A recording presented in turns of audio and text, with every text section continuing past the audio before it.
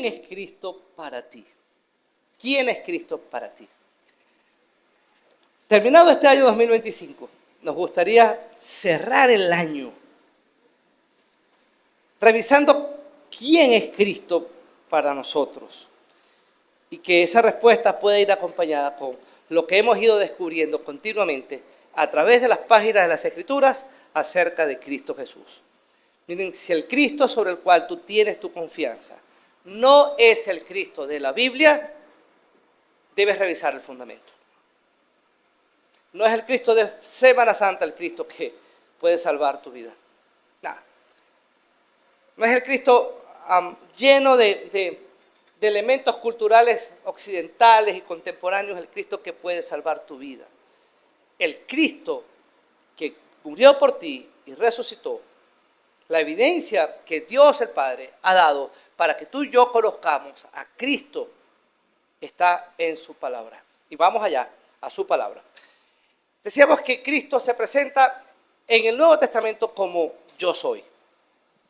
Saben, para nosotros tal vez la cosa es difícil de asimilar porque en el castellano, si alguien se presenta simplemente diciendo yo soy, es como raro. Uno queda esperando que diga algo más. Si ustedes me preguntan, ¿quién eres tú? Yo puedo decirte, yo soy Carlos Durán y ese es mi nombre. Entonces, ese yo soy va a ir acompañado de mi nombre. Si estás en algún lugar donde se pregunta, ¿y quién es el dueño de esto? Tú podrás pararte y decir, yo soy, y ese yo soy se interpreta en el contexto como yo soy el dueño de esto. Pero presentarse diciendo solamente yo soy es raro. Pero para el judío no era extraño. Es decir, la gente que escuchó al Señor presentarse a sí mismo con el título de yo soy, entendió muy bien lo que quiso decir. Y el asunto es que el Señor está evocando algo que sucedió en el libro de Éxodos, cuando el Señor se presenta ante Moisés y le encomienda que liberte al pueblo de Israel. ¿Saben? Aparece una zarza ardiendo. Moisés se acerca a la zarza que arde en fuego pero no se consume, y cuando se acerca hasta allá, la voz de Jehová se escucha desde la zarza y le encomienda que vaya y liberte a su pueblo. Pero Moisés le dice, Señor, pues ¿cómo yo me voy a parecer a los hebreos en Egipto que tienen una esclavitud que les ha acompañado por más de 400 años? ¿Cómo me le voy a acercar yo al pueblo y le voy a decir, mira, yo vengo aquí a libertarlos? Si me preguntan, ¿quién te mandó? ¿Qué le respondo? Y el Señor le dijo simple, le vas a decir, yo soy, te mandó. En el idioma original la cosa pudiera interpretarse algo así como el que es, te mandó. Es decir, el que existe en sí mismo. Yo soy el que soy.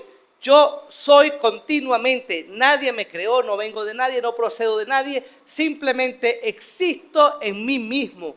Y el que es en sí mismo, Él te mandó.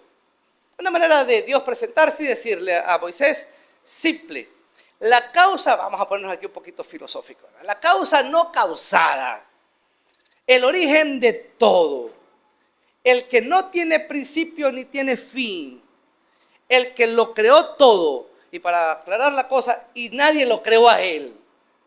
Él es el principio de todo. Él te envía. Y Moisés entiende que quien lo está enviando no es otro más que el Dios de Israel. Y pues por supuesto, ya sabemos el resto de la historia, con un poder majestuoso el Señor libertó a su pueblo de Egipto. Ahora, pasamos al Nuevo Testamento y el Señor se presenta en un par de ocasiones, ya estudiamos hace un par de semanas, que cuando sus discípulos estaban luchando con el mar en una terrible tempestad en Galilea, el Señor se les presenta y les dice, no tengan miedo, tengan ánimo. Yo soy, ese yo soy.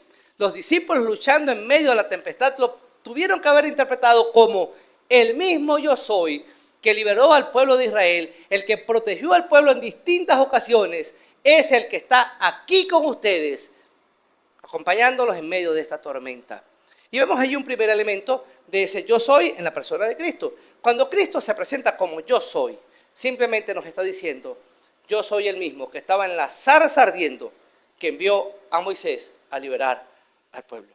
Y quiero que veamos hoy una segunda implicación del término yo soy usado por Cristo para referirse a sí mismo. La primera tiene que ver con que Él está con nosotros en los momentos de tempestad. Cuando Cristo se presenta a sí mismo como el yo soy, está diciéndote, ten ánimo, fuerza en medio de la tempestad, yo estoy contigo. Ahora, cuando Cristo se presenta a sí mismo como el yo soy, también se nos presenta como aquel que ha sido el objeto directo de la libertad de su pueblo siempre. Le dice el yo soy a Moisés, libera a mi pueblo. Acto seguido, Israel, con un poder tremendo manifestado en Egipto, es libertado de más de 430 años de esclavitud. Ahora pasamos al Nuevo Testamento y el Señor se presenta como el yo soy y nos va a decir, yo soy, y como yo soy, ustedes tienen la posibilidad de vivir en plena libertad en Cristo. Entonces, un elemento central de ese yo soy referido a Cristo es que es una manifestación del Dios eterno que salva y liberta a sus hijos de las cadenas del pecado. Escuchen esto. Cuando veamos en el Nuevo Testamento el término yo soy, con el cual el Señor Jesucristo se refiere a sí mismo, estamos viendo una manifestación del Dios eterno que salva y liberta a sus hijos de las cadenas del pecado. Vamos allí a Juan capítulo 8. Y en el capítulo 8 vamos a encontrarnos con una oportunidad en la cual el Señor se presenta como yo soy, y miren la manera como lo hace. El versículo 24 dice, por eso les dije, que morirán en sus pecados, porque si no creen que yo soy, morirán en sus pecados. ¿Saben? La idea allí es, yo soy el que soy. Si no creen que yo soy el que soy, evocando allá el libro de Éxodo, haciéndoles recordar las palabras de Jehová a Moisés, si ustedes no creen que yo soy el que soy, si ustedes no creen que yo soy autoexistente, existo en mí mismo, es el principio y el fin, la causa de todo lo causado, si ustedes no creen que yo soy, entonces morirán en sus pecados. Y esto nos lleva directamente a reconocer la divinidad de Cristo.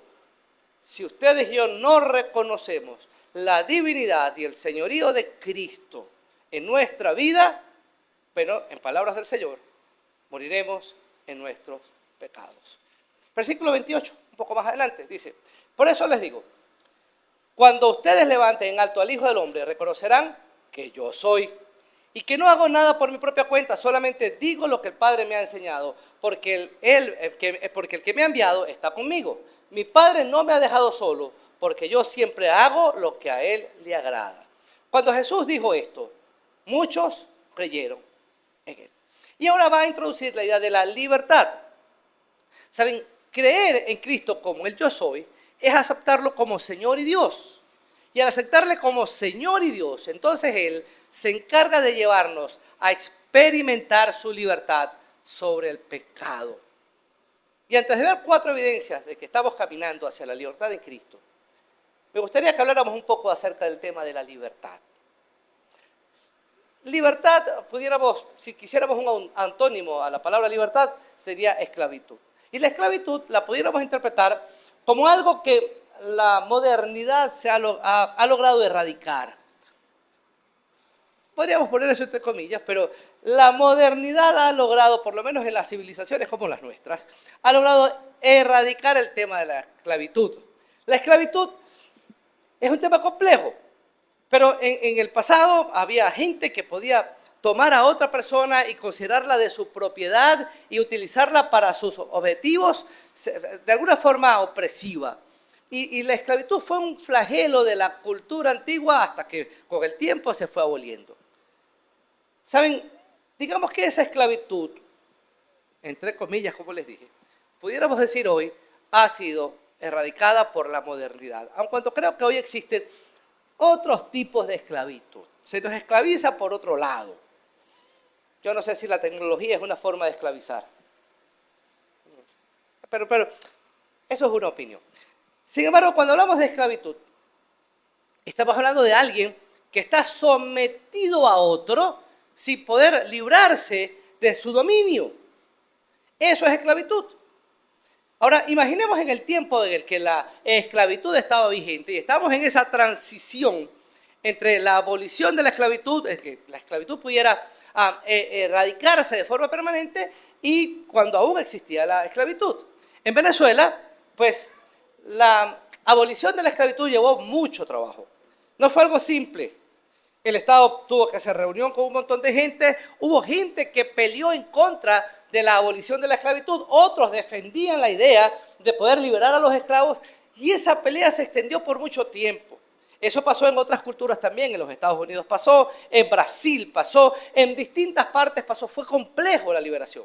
En el caso particular de Venezuela, yo no sé si lo sabían, pero cuando se da el decreto de abolición de la esclavitud, el Estado pagó por los esclavos a los dueños que los poseían.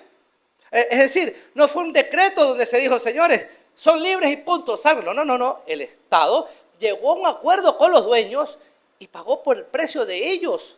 Y los esclavos fueron liberados porque el Estado pagó por su libertad. Ahora, imaginemos un caso hipotético aquí que tiene que ver con la esclavitud. Hay una hacienda en un lugar muy apartado. Es el día en el que la esclavitud se ha abolido, después de tanta discusión, tanta pelea, tanta situación. Llegan a un acuerdo, el Estado cancela lo que cuestan los esclavos que van a ser liberados. El Estado da un decreto que dice, ya no hay más esclavitud, pero hay una haciendita que está en un lugar muy escondido, muy lejano, donde la noticia no llega, no hay wifi, no existía todavía, no había internet, no había redes sociales. Gracias a Dios por los chismosos, siempre han existido. Y doy gracias a Dios porque seguramente a esos lugares el cuento llegó por un chismoso. Ahora, pero ¿saben? A esta hacienda no le llegó la cosa, no llegó. Y se levantan los esclavos como de costumbre, vamos a poner una hora, a las 4 de la mañana. Ese grupo de esclavos de esa hacienda se acostó el día anterior siendo esclavos y se levantaron ese día, ¿saben qué? Siendo esclavos. Y transcurre el día siendo esclavos, los dueños sabían la verdad, pero la callaron. Y los esclavos se levantaron ese día ignorando la realidad y siendo esclavos. A uno de ellos le dice, mira, quiero que vayas al pueblo, porque necesitamos que compres algunas cosas. Y el hombre va al pueblo y va al pueblo siendo esclavo. Y llega al pueblo el esclavo y mientras está allí comprando hay un pequeño radiotransistor que con mucha dificultad agarra alguna onda y está dando una noticia. Y se logra escuchar en esa noticia que el Estado acaba de abolir la esclavitud. Ya los esclavos no tienen por qué seguir siendo esclavos porque el Estado pagó el precio de la libertad de todos ellos. Este hombre que se paró a las 4 de la mañana siendo esclavo, que fue al pueblo siendo esclavo, que entró a aquel local siendo esclavo, cuando escucha esa noticia, ¿qué acaba de decir ese radio? Y la gente que está allí, que ya conocía la cosa, le decía, que ya no hay esclavitud, se abolió la esclavitud. El Estado pagó por tu libertad. Eres libre. Ese hombre olvidó el mandado. Y se devolvió a la hacienda. Y llegó pegando gritos como loco. Somos libres. Y le cuenta a sus compañeros. Y todos comienzan a celebrar porque hay un decreto del Estado que dice que eran libres. Se levanta el capataz, como de costumbre, ya con tal vez el látigo en la mano, con la intención de infringir temor allí, y cuando se le levanta el capataz, aquellos hombres se ponen firmes y les dicen, cuidado, somos libres. Y te tenemos unas ganas. No te descuides. ¿Saben? Este hombre ahora es libre y comienzan a disfrutar de la libertad que el Estado había pagado por ellos. Hagamos unas preguntas aquí claves. ¿Qué cambió en ese hombre? Entre el hombre que se paró a las 4 de la mañana siendo esclavo y llegó al pueblo siendo esclavo, y el hombre que ahora está en la hacienda diciéndole a sus compañeros, no más esclavitud, somos libres. Y se le puede parar de frente al capataz diciéndole, cuidado, no más sometimiento, soy libre, soy libre. ¿Qué cambió? Físicamente, nada. Es el mismo hombre. Nada. ¿Qué cambió? ¿Saben? Una noticia cambió su vida. Este hombre decidió creer. Creer. ¿Quién dice que ya no soy esclavo? El Estado. ¿Y por qué lo dice? Porque pagó por tu esclavitud. Ah, listo. Entonces, con la autoridad del Estado y por el precio pagado por mí, yo soy libre. Punto. Ahora, hermano, cuando vamos a la Biblia, ¿saben? El Señor dice, eres libre. ¿Quién lo dice? El Señor.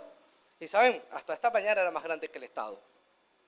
Ya lo aclaramos, ¿verdad? El yo soy, que es la causa de todo lo causado, el yo soy, que es el principio y el fin, el yo soy, que es Dios sobre todas las cosas, se para y dice, yo te he hecho libre. ¿Y cómo fue eso? Pagué el precio de tu esclavitud. La paga del pecado es muerte. Yo morí en tu lugar. Mi hermano, ¿por qué entonces muchos de nosotros seguimos siendo esclavos? ¿Cómo eso no nos da la capacidad, la fuerza, si me permiten el término en un buen sentido, cómo no nos da la arrogancia de pararnos frente al pecado y frente a Satanás y decirle como aquel grupo de hombres, ¿sabes qué? Ya no soy esclavo. Cuidado, no tienes ya ningún poder sobre mí, porque soy libre en Cristo Jesús. Muchos cristianos hoy no están experimentando esa libertad. Y permítame decirlo desde el punto de vista bíblico. Desde el punto de vista bíblico, Cristo pagó por los pecados, para la liberación del mundo entero. El mundo es libre de derecho, pero no de hecho. Permítame meterme en terrenos del derecho y de los abogados. Los abogados son tremendos. O sea, los abogados hablan de una forma muy enredada. Por eso, así como los boxeadores viejos, pego y salvo. Porque eso de meterse en el mundo de los abogados es un mundo muy complejo, ¿no? Pero los abogados manejan esto.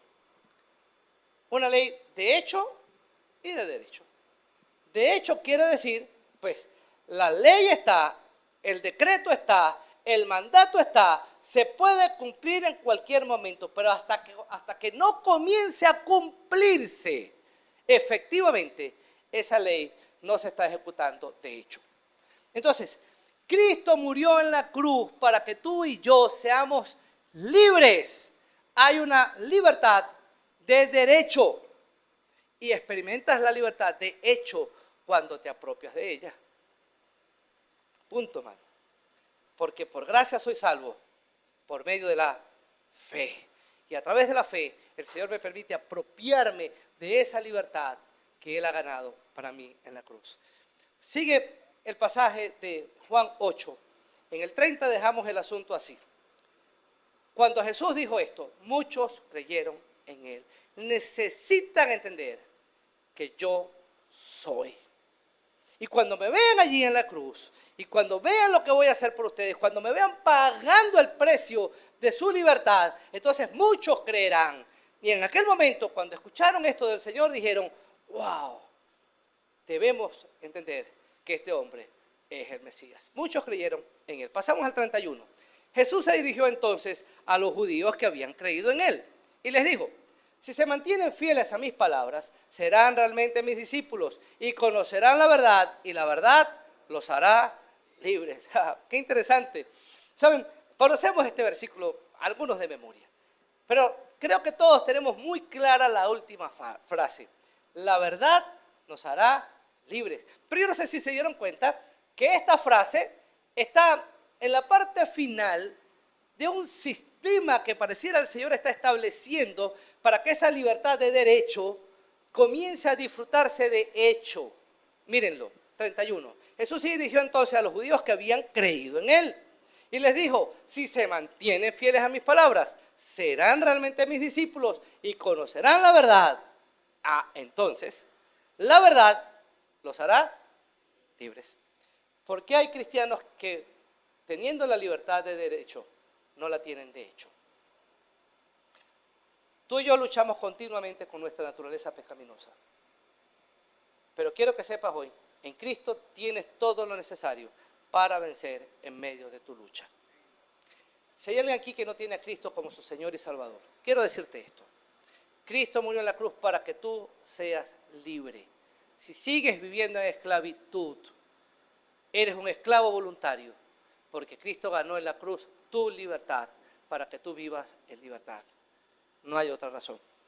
Los arrogantes de los líderes religiosos que estaban presentes aquí, cuando el Señor dijo esto, y la verdad los hará libres, enseguida respondieron. Y su respuesta fue esta: ¿cómo nosotros somos descendientes de Abraham? ¿Cómo dice serán libres si nosotros nunca hemos sido esclavos de nadie? ¡Qué arrogantes! ¿Saben? Vamos a hablar de la libertad física. El pueblo de Israel, estos hombres se decían, nunca hemos sido esclavos de nadie. Realmente desde el año 586 a.C. hasta el momento presente en que se escribió esto, los judíos eran esclavos, físicamente esclavos. Fueron esclavos de los babilonios, de los medo-persas, de los griegos y en ese tiempo de los romanos. Realmente nunca fueron libres. Estos que hablaron aquí con tanta arrogancia nunca experimentaron verdadera libertad, hablando de la libertad física. Sin embargo, el Señor les responde y va a un punto mucho más profundo. Les dice esto: todo el que practica el pecado, esclavo es del pecado. Punto. Y quiero que eso lo podamos traer a nosotros hoy. Si alguien en esta modernidad pudiera levantarse y decir, pues, pero es que la esclavitud ya es un asunto del pasado. Yo soy libre. Bueno, permíteme decirte esto. Todo el que practica el pecado, esclavo es del pecado. Y antes que vayas a decirme, bueno, pero es que yo no peco, realmente la Biblia afirma, por cuanto todos pecaron, están destituidos. Nadie puede levantarse aquí, incluyéndome, a decir, nunca he pecado. Es más, nadie puede levantarse aquí, incluyéndome, diciendo, no peco. Yo no peco. El pecado es un tema complejo. Luchamos continuamente con el pecado y terminamos esclavizados al pecado cuando sencillamente no reconocemos a Cristo como nuestro Señor y Salvador. El pecado es el amo que sostiene amarrado en las mazmorras de la perdición a todo ser humano. Cristo vino a pagar el precio por tu libertad. Ahora, como hijos del Señor, ¿por qué vivir en esclavitud si tenemos libertad en Cristo? Quiero que veamos 4 evidencias de que estamos caminando hacia la libertad de Cristo en este pasaje que acabamos de leer. Vamos con la primera. La primera evidencia es, ¿dónde está o tiene que ver con tus convicciones? Serían unas convicciones centradas en Cristo. El que va caminando hacia su libertad en Cristo debe tener unas convicciones centradas en Cristo. Versículo 31 de Juan 8. Jesús se dirigió entonces a los judíos que habían creído en él. Entre el 30 y el 31 hay un jueguito de palabras. Muchos creyeron en él, pero en el 31 pareciera que el Señor afina el objetivo de su microscopio y se centra exclusivamente en aquellos que habían creído en él. Veamos la diferencia. En el grupo de la gente que escuchó en el versículo 30 y dijo, wow, este hombre tiene algo que es digno de ser oído. En ese grupo había de todo. ¿Saben? Muchas personas vieron en Cristo y dijeron, Él es el Mesías. Pero con su concepto personal de Mesías, para el judío común, el Mesías era aquel que venía a libertar al pueblo del yugo romano.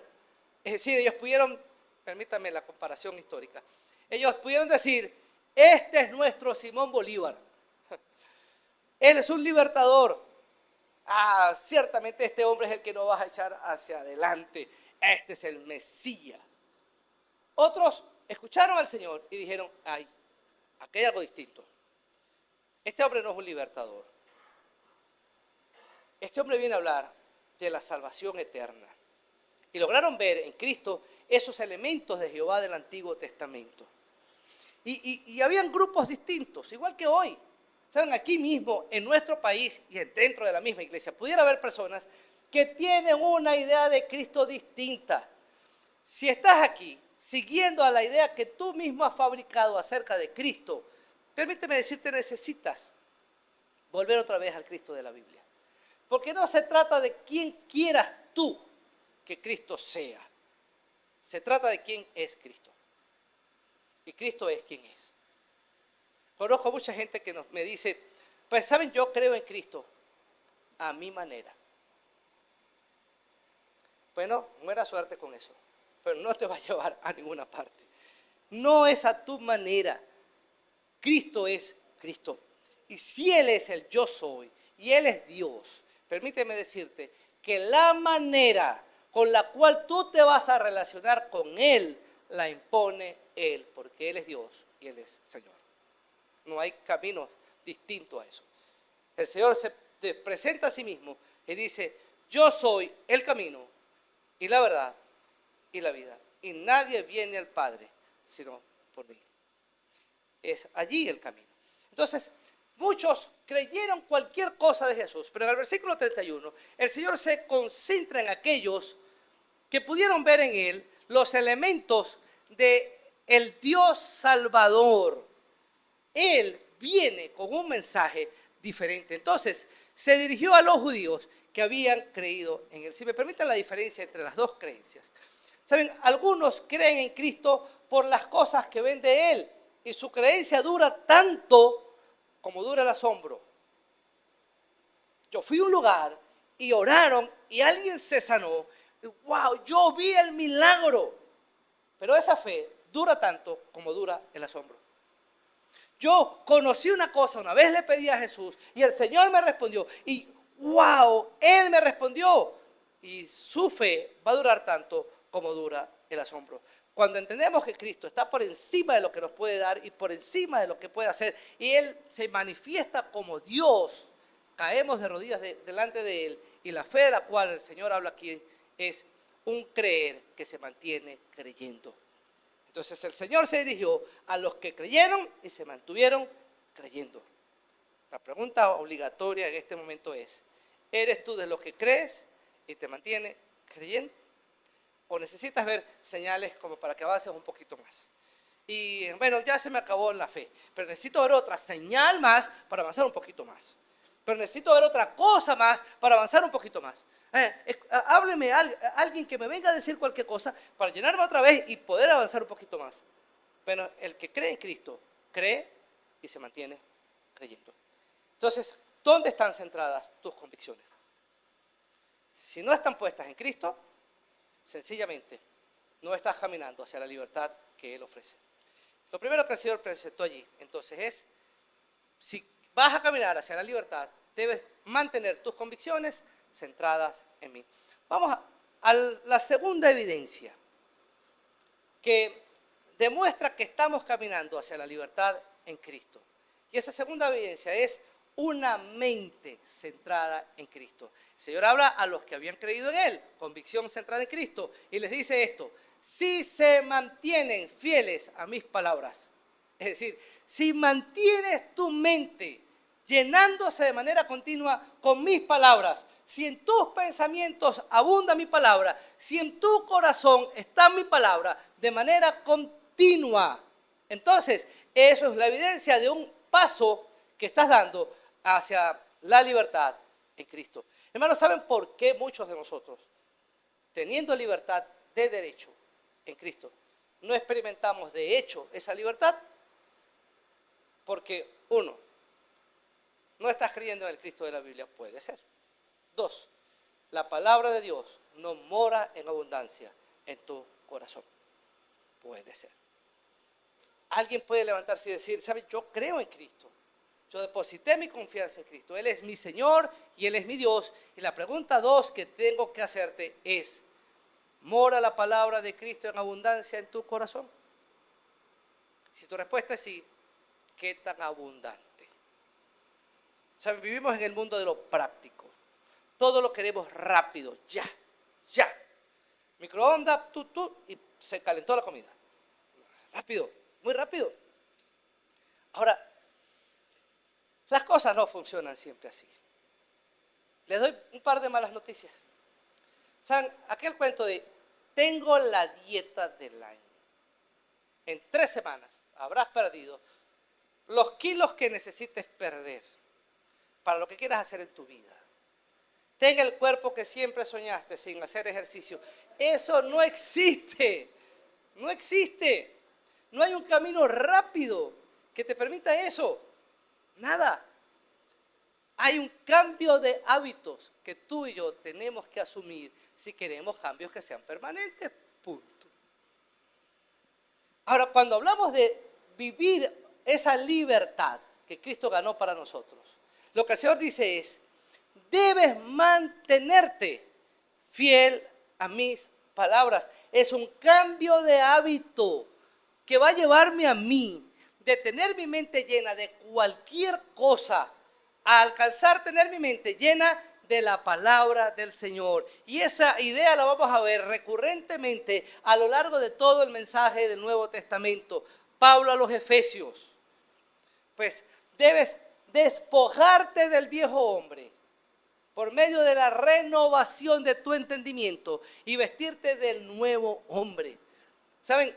Despojarme tiene en el medio la idea de renueva tu pensamiento, y la forma de renovar mi pensamiento es sustituye toda la información que ha ido llenando tu cabeza a lo largo de tu vida con las verdades que están en la palabra de Dios. Y si ese proceso de llenar mi mente, mi corazón de la palabra de Dios no se lleva a cabo, ese proceso de despojarme y de vestirme no se lleva a cabo. Romanos 12:2. Después de decir, presenta tu cuerpo en sacrificio vivo, agradable y santo delante de Dios, dice, no te adoptes o no te conformes a este mundo, sino sea renovado tu entendimiento. Y una vez que renuevas tu entendimiento, podrás comprobar la voluntad de Dios, que es buena, agradable y perfecta. Me gusta como lo dice la Dios habla hoy. Dice, cambia tu manera de pensar para que cambie tu manera de vivir. ¿Cómo cambia mi manera de pensar? Simple. Tienes que llenar tu cabeza, tu mente, de la palabra del Señor. El Señor dice, el camino hacia la experiencia práctica de la libertad que he ganado para ti, parte por mantener tus convicciones centradas en Cristo y parte por mantener tu mente llena de Cristo. Si te mantienes fiel a mis palabras. Y continúa, da un tercer paso, una tercera evidencia. La tercera evidencia de que estamos avanzando hacia la libertad en Cristo es una conducta centrada en Cristo. Dice allí, si se mantienen fieles a mis palabras, serán verdaderamente mis discípulos. ¿Saben? Un discípulo es un seguidor, es un alumno, es un aprendiz. Está continuamente aprendiendo de su maestro. El Señor Jesucristo manejaba un tipo de enseñanza muy común en el tiempo, que era una enseñanza que se daba de manera personal. Él convivía con sus discípulos y sus discípulos comenzaban a aprender de él por imitación. ¿Saben? La vida cristiana no es otra cosa que vivir a Cristo en nosotros. Tú y yo hemos sido llamados a ser cada día más como Cristo, un verdadero discípulo de Cristo. No es el que se para y dice, yo sigo a Cristo. Un verdadero discípulo de Cristo es aquel que se quiere parecer a Cristo en todas las áreas de su vida. Entonces, un verdadero discípulo de Cristo tiene su mente llena de Cristo y su conducta comienza a reflejar a Cristo. Él ama como Cristo, camina como Cristo, piensa como Cristo, ya hasta habla como Cristo. Aquí nosotros tenemos un dicho popular, que cuando la intención es medio negativa, pudiéramos usarla como ilustración de esto. Hay un dicho que dice algo así como, el que anda con cojo al año cojea. Hay cosas que se pegan. Usted pasa mucho tiempo cuidando a un enfermo y cuando alguien viene después de cierto tiempo a visitar al enfermo, no sabe si el enfermo eres tú o es el que tú estás cuidando. Porque pareciera que nos demacramos igual, nos ponemos igual, porque de alguna forma, pues, vamos adoptando hasta las mismas conductas. Ahora, la vida cristiana se trata de esto, de que tú y yo pasemos tanto tiempo en la presencia de Cristo a través de su palabra y a través de la oración, que llega un punto que cuando la gente te mire o me mire, diga, wow, pareciera que estoy viendo a Cristo. No le digas nada. porque ya sé lo que te va a responder. Te va a responder como Cristo. Y alguien dirá, pero eso no es perder la identidad. Si perdemos nuestra identidad para ganar la identidad de Cristo, ¡ah, qué bien! Lo estaremos haciendo bien. Pero solamente perdemos nuestra identidad para ganar la identidad del entorno que nos rodea. Saquen cuenta. Cristo tiene que morar en abundancia en nuestro corazón. Lo estudiamos hoy en la escuela dominical. Entonces, permítame recapitular. Caminar hacia la libertad tiene varias implicaciones. La evidencia de que lo estamos haciendo es, nuestra convicción se mantiene centrada en Cristo. Nuestra mente se mantiene centrada en Cristo. Pero ahora nuestra conducta se mantiene centrada en Cristo. Y finalmente, esa cuarta evidencia que plantea aquí el mismo Señor Jesucristo es que estamos avanzando hacia la libertad en Cristo cuando nuestros conceptos están centrados en Cristo. Y conocerán la verdad. Si permanecen en mis palabras, serán verdaderamente mis discípulos y conocerán la verdad. Hermano, el conocimiento aquí es un conocimiento que solo el Espíritu puede llevarnos a alcanzar. En la medida que más tiempo pasamos en la palabra, en la medida que más vivimos como Cristo, entonces la verdad, que no es otra cosa que aquello que está en contraposición con la mentira, comienza a llenar nuestra vida. Tengo noticias, tanto tú como yo. A lo largo de nuestra vida hemos sido llenos de conceptos falsos, ideas falsas, conceptos erróneos. Y esos conceptos van a definir nuestra manera de vivir. Y cuando llegamos a la Biblia, se espera que el creyente tenga el valor de poder decir, siempre practiqué esto. Pero cuando voy a la Biblia veo que estoy mal, voy a hacer un cambio de concepto. La vida cristiana se fundamenta en un cambio de concepto. En la medida que mis conceptos van cambiando por la verdad de la palabra de Dios, la palabra de Dios va desplazando la mentira en mi vida y ahí pudiéramos decir, conocerás la verdad. ¿Saben? Crecimos pensando cosas como estas, son muy populares. A las mujeres desde pequeñas, cuidado que los hombres solo quieren una sola cosa. Si usted tiene un problema, vuelva para su casa. Usted no tiene por qué soportar esto. Y saben, de alguna forma se nos vincula con pensamientos que la sociedad ha ido fabricando.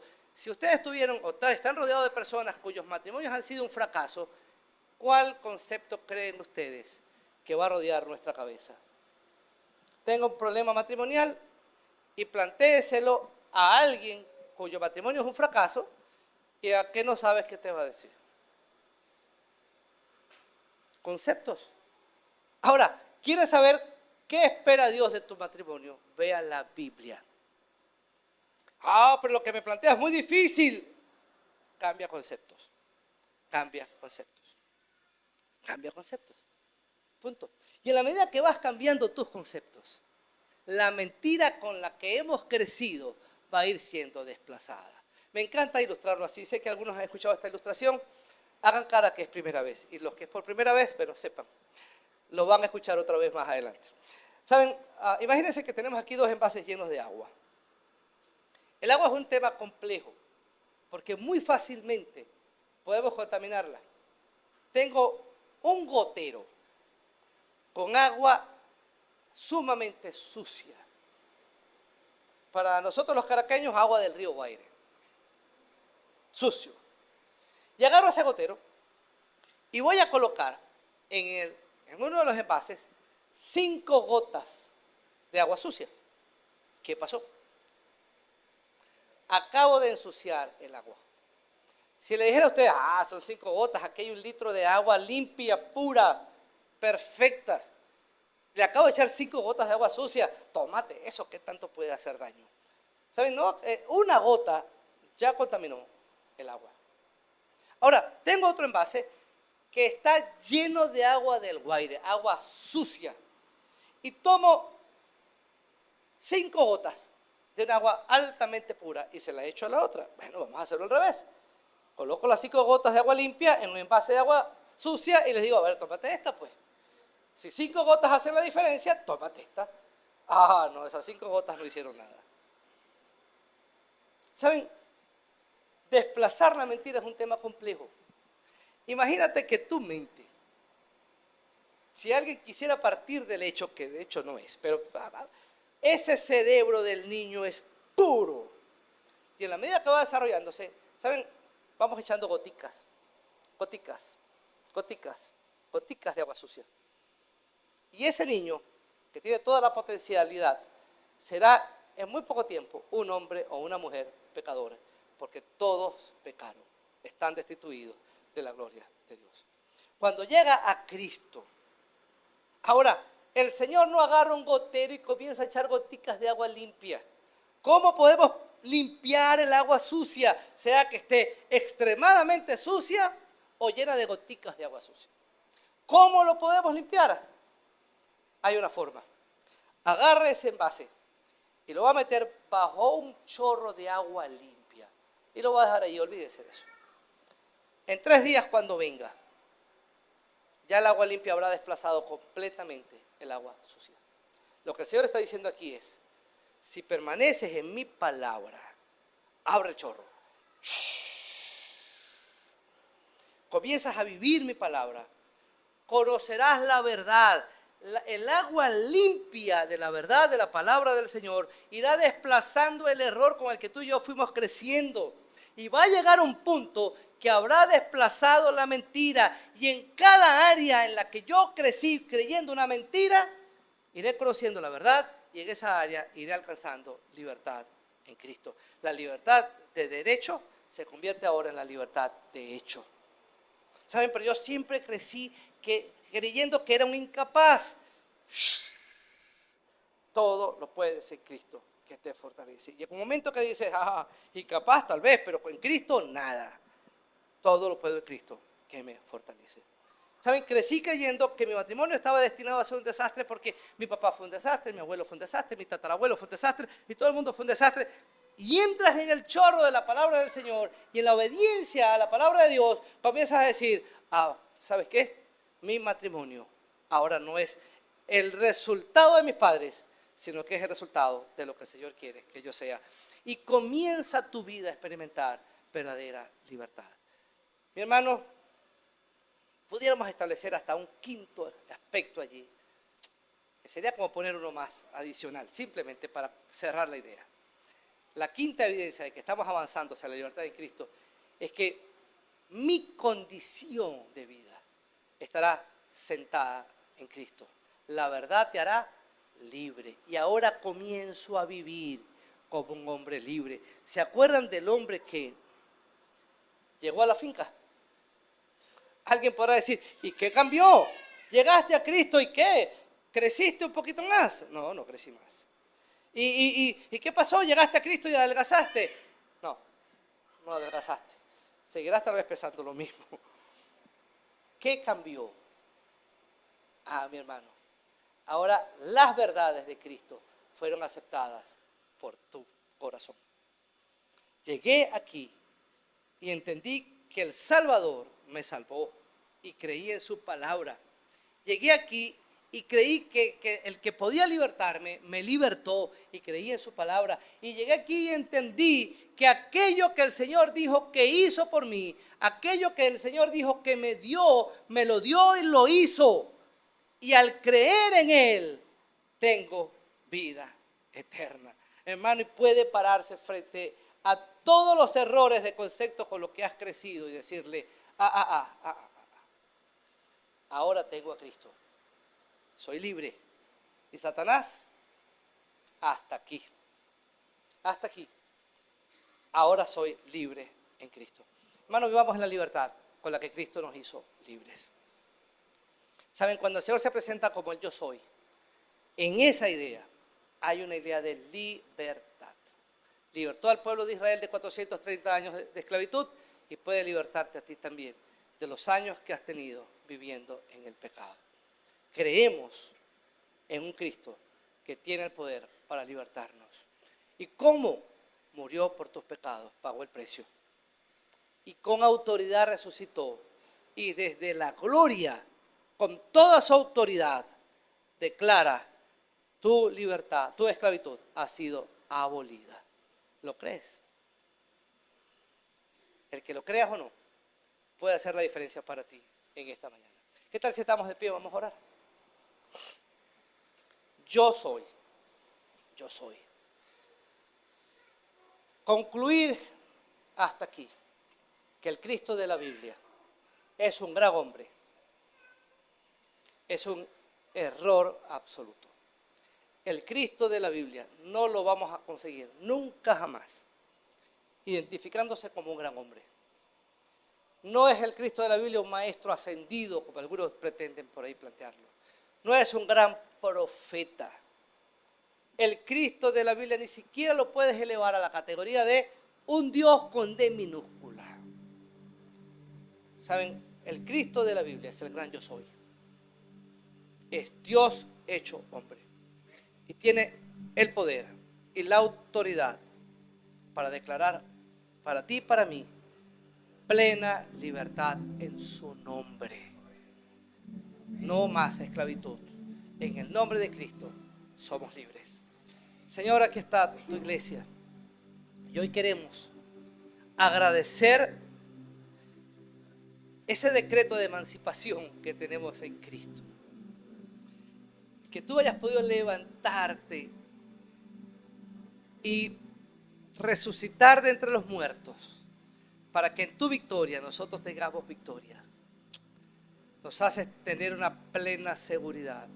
Lo que tú has dicho es real y podemos aceptarlo y podemos vivirlo y podemos declararlo para nuestra vida porque tú eres Dios. En ti hay perdón porque tú has establecido el perdón.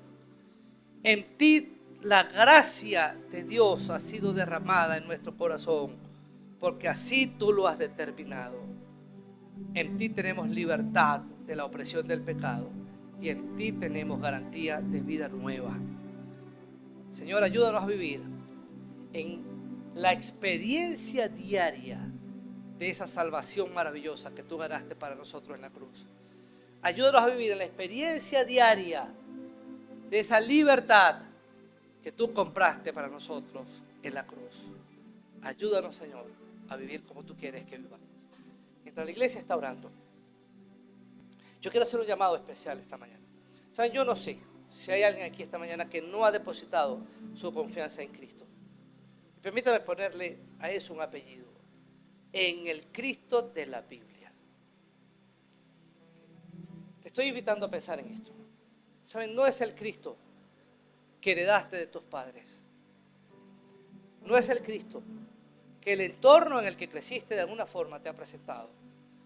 No es el Cristo que tal vez tú has querido fabricar para ti en tu mente. Te estoy hablando del Cristo del cual acabamos de hablar en este momento. El Cristo que murió en la cruz por tus pecados y que resucitó para darte libertad y vida eterna. Si alguien quiere abrazar la salvación que Cristo ofrece hoy para ti, allí donde está yo te invito a que puedas unirte a mí en una oración. Permíteme guiarte en esta oración. Dile al Señor estas palabras: Señor, yo reconozco que soy pecador. Debo reconocer hoy que soy esclavo del pecado. Entiendo que tú pagaste el precio de mi libertad y por eso acudo a ti. Me apropio esta mañana de tu decreto de libertad porque reconozco tu autoridad para decretarlo. Reconozco esta mañana el pago que hiciste por mi liberación, porque en tu amor derramaste tu sangre en la cruz por mí. Y reconozco esta mañana el poder glorioso que te levantó de entre los muertos, porque esa victoria que tú alcanzaste allí, hoy es la victoria que me permite a mí también levantarme de la muerte en mis delitos y pecados. Te reconozco como mi Señor y mi Dios. Y a partir de hoy te pido que me hagas una nueva persona. Lo pido en tu nombre. Amén. Saben, hermanos, el Cristo de la Biblia quiere que podamos vivir en la libertad que Él ganó para nosotros en la cruz. No sigamos siendo esclavos del pecado. vivamos en la libertad por la que Cristo nos hizo libres. Que el Señor les bendiga.